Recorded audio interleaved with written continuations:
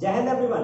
आज के इस वीडियो में बात करने वाले हैं एमपी पटवारी के बारे में और एमपी पटवारी की जो वैकेंसी है कब तक आने वाली है और इसमें क्या योग्यता मांगेंगे और साथ ही हम बात करेंगे कि इसमें कितने पद स्वीकृत होने वाले हैं और इसकी स्ट्रेटजी क्या होगी, सिलेबस क्या होगा। तो कंप्लीट इन्फॉर्मेशन मैं आपको आज के इस वीडियो में देने वाला हूं, तो बने रहिए अंत तक। चलिए स्टार्ट करते हैं। तो अब देखिए, अगर हम सिलेबस की बात करें तो यहाँ पर एमपी पटवारी में आपके टोटल 5 सब्जेक्ट आते हैं। तो सबसे जो मेन सब्जेक्ट होता है वो है मैथमेटिक्स। ये 20 नंबर का आता है। टोटल आपका 100 मार्क्स का पेपर होगा। इसमें 20-20 नंबर के सारे सब्जेक्ट्स रहेंगे, ठीक है। तो अगर हम बात करें यहाँ पर मैथमेटिक्स की, तो देखिए मैथ्स और रीजनिंग के लिए मैं आपको प्रेफर करूंगा। देखिए रीजनिंग तो इसमें 2-3 क्वेश्चन ही आते हैं, बाकी पूरा मैथ्स पूछा जाता है, ठीक है। तो रीजनिंग में कुछ टॉपिक ऐसे होते हैं जो मैथमेटिक्स में उनमें इन्वॉल्व होती है। सीरीज की अगर हम बात करें तो कहीं ना कहीं उसमें मैथ्स से ही लगती है। तो ऐसे जनरल टॉपिक होते हैं, अगर आपसे मैथ्स बन रही है तो मुझे लगता है रीजनिंग अपने आप आपसे बन जाएगी। तो इसलिए अब जो मोस्ट इंपॉर्टेंट बुक है वो बुक कौन सी होगी, तो इसके लिए आपको लेना चाहिए आर एस अग्रवाल। अगर आप आर एस अग्रवाल बुक ले लेते हैं तो मुझे लगता है कि आपके सारे टॉपिक क्लियर हो जाएंगे। बाकी स्क्रीन पे आपको दिख रही होगी, इसको आप खरीद लीजिए। अब अगर हम बात करें दूसरे नंबर पे, तो दूसरे नंबर पे जो इंपॉर्टेंट यहाँ पर जो आपका सब्जेक्ट रहेगा वो हो जाएगा यहाँ पर ग्रामीण अर्थव्यवस्था और पंचायती राज। अगर हम ग्रामीण अर्थव्यवस्था और पंचायती राज की बात करें तो देखिए इसकी नोट्स हम टेलीग्राम पर अपलोड कर देंगे, तो आप वहां से वो नोट्स प्राप्त कर सकते हैं। डिस्क्रिप्शन में लिंक दी गई है टेलीग्राम की, तो आप वहां से आप उसको ज्वाइन कर लीजिए। और देखिए ये बहुत बड़ा टॉपिक नहीं है, इसका कोई बड़ा सिलेबस भी नहीं है। तो आप ये मान लीजिए कि अगर आपने इन नोट्स से पढ़ लिए जो हम प्रोवाइड कर रहे हैं, तो काफी हद तक आपका ये समस्या जो है वो खत्म हो जाएगी, पंचायती राज आपसे बन जाएगा। मगर आप इस टॉपिक को इग्नोर नहीं करना, क्योंकि 20 नंबर का यहाँ पर ये आने वाला है, ठीक है। अगर अब हम बात करें तीसरा सब्जेक्ट, तो तीसरा इंपॉर्टेंट सब्जेक्ट होगा यहाँ पर कंप्यूटर। तो अगर हम कंप्यूटर की बात करें तो देखिए कंप्यूटर के लिए मैं आपको सजेस्ट करूंगा कि आप प्रैक्टिकल करिए, जितने ज्यादा हो सके कंप्यूटर पे जाकर प्रैक्टिकल करिए। अगर आप प्रैक्टिकल करेंगे तो आपको चीजें याद रहेंगी। सपोज आप एमएस एक्सेल पर कोई एक मार्कशीट बनाते हैं, तो जितने भी फंक्शन यूज में आएंगे वो सारे फंक्शन आपके दिमाग में एक बार में फीड हो जाएंगे। तो मुझे लगता है कि ये सबसे अच्छा तरीका है कंप्यूटर सीखने का।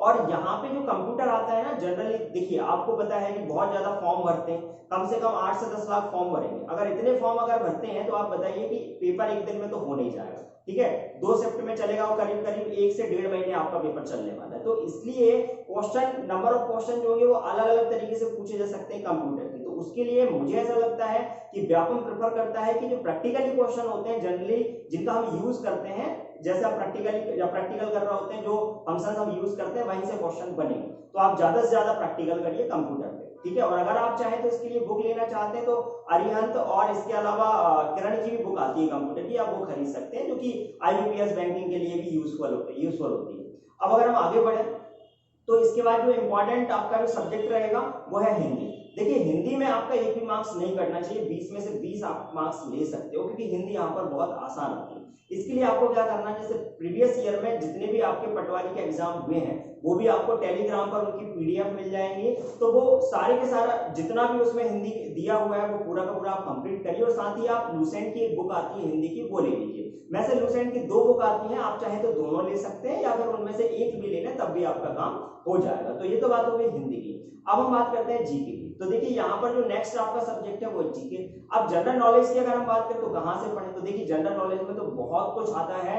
और जनरल नॉलेज में एक सबसे बड़ी समस्या ये होती है कि पता नहीं चलता कि कहां से क्वेश्चन बन रहा है। तो मैं ये कहता हूं कि जो सब्जेक्ट मैंने अभी आपको बताया, जैसे मैथ्स हुआ, पंचायती राज हुआ, और इसके अलावा अगर हम देखें तो हिंदी है, ये सब्जेक्ट ऐसे जैसे कंप्यूटर है, तो इन सब्जेक्ट में आप फुल मार्क्स ले सकते हो। लेकिन अगर हम जीके की बात करें तो ये आपका यहाँ पर कहीं ना कहीं थोड़ा लक भी चलता है कि अगर आपसे आपकी शिफ्ट में आसान क्वेश्चन आ गए तो आपसे बन जाएगा। अदरवाइज कई बार ऐसा रहता है ऐसे क्वेश्चन जिनके बारे में हमें जानकारी नहीं, वो क्वेश्चन भी आ जाते हैं तो वो नहीं बनते।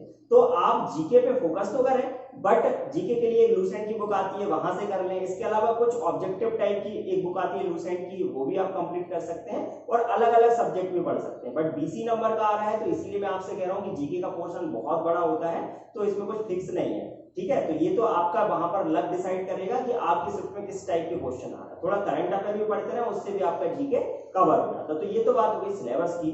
अब अगर हम बात करें इसके आगे की भाई पद कितने आएंगे, तो पद मैं आपको बता देता हूं। टोटल पद यहाँ पर 5000 अभी बताए गए हैं। और हो सकता है कि देखिए 2023 में आपके चुनाव होने वाले हैं, तो उससे पहले ये वैकेंसी आ जाएगी और परीक्षा भी हो जाएगी। तो मैं आप सभी से यही कहना चाहता हूं कि देखो 5000 नहीं, वो मुझे लगता है कि पद और बढ़ जाएंगे, क्योंकि देखिए बहुत ज्यादा पद अभी भी खाली है, ठीक है, पटवारी के। क्योंकि उस टाइम पर भी इन्होंने वेटिंग क्लियर नहीं करी थी, तो उस टाइम पे भी बहुत सारे पद खाली थे और बीच में 2017 के बाद से कोई वैकेंसी आई नहीं पटवारी की, तो अभी बहुत ज्यादा पद खाली है। तो मुझे लगता है कि वो पद सारे ऐड होंगे और कहीं ना कहीं चुनाव के टाइम पे सरकार एक ऐसा डिसीजन लेती है, ज्यादा से ज्यादा पब्लिक को कवर करने की कोशिश करती है, तो यहाँ पर वैकेंसीज तो बढ़ेंगी। तो आप लोग अच्छी प्रिपरेशन करिए और देखिए स्ट्रेटजी बनाने की अगर हम बात करें तो आप एक टाइम शेड्यूल बनाइए और पर्टिकुलर टाइम देते जाइए। और आप ध्यान रखना पंचायती राज को मत छोड़ना, क्योंकि ये छोटा सा टॉपिक है, बट लास्ट टाइम 2017 में जब पटवारी का पेपर हुआ था तो बहुत सारे लोग कंफ्यूज हो गए थे और पंचायती राज में 5-5, 10-10 नंबर लोगों के आए थे। ठीक है, उसकी वजह है क्योंकि वो कुछ भी पूछ रहे थे वहां पे। तो आप एमपी जीके के लिए परीक्षा धाम की बुक आती है, वो भी ले लीजिए, वहां से भी आपकी क्या है कुछ एमपी के जो क्वेश्चन है वो भी कवर हो जाएंगे। ठीक है, तो 5000 पद यहाँ पर स्वीकृत होंगे और 5000 अभी बताया है स्वीकृत हुए हैं। इसके बाद अगर हम देखें तो और आगे भी ये बढ़ सकते हैं। और पेपर एग्जाम कब होगा, तो एग्जाम का देखो मैं आपको क्लियर बोल देता हूँ, अभी कोई नोटिफिकेशन तो है नहीं। ठीक है, 2017 का नोटिफिकेशन था, उसके आधार पे मैं ये सब जानकारी आपको प्रोवाइड कर रहा हूँ। तो आप ये मान के चलिए कि अभी 2-3 महीने तो अभी कोई वैकेंसी नहीं आई, क्योंकि अभी चुनाव स्टार्ट हो गए हैं पंचायत वाले। तो आप ये मान लीजिए कि मुझे लगता है 2-3 महीने आप अच्छी प्रिपरेशन करिए, लेकिन वैकेंसी आएगी ये कंफर्म है। तैयारी अपनी आप लगातार बनाए रखिए और देखिए अगर आपको इस एग्जाम में सफल होना है तो इसके लिए सबसे मेन बात जो आपको ध्यान रखनी है वो ये कि तैयारी अभी से आपको कंटिन्यू करना पड़ेगी, क्योंकि 2023 से पहले ये भर्ती प्रक्रिया पूरी कर ली जाएगी, ध्यान रखना। और उसके बाद 2023 के बाद कोई वैकेंसी नहीं आएगी पटवारी की, ये भी आप ध्यान रखना। तो आप अपनी तैयारी लगातार बनाए रखें। बेस्ट ऑफ लक, मिलते हैं नेक्स्ट।